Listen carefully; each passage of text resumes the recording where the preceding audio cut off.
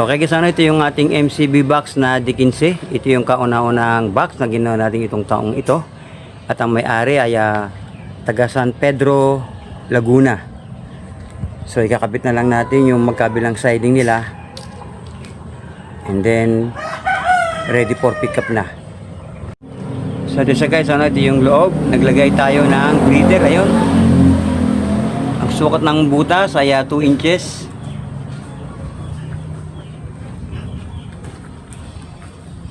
Okay guys, ito yung ating MCB box na D15.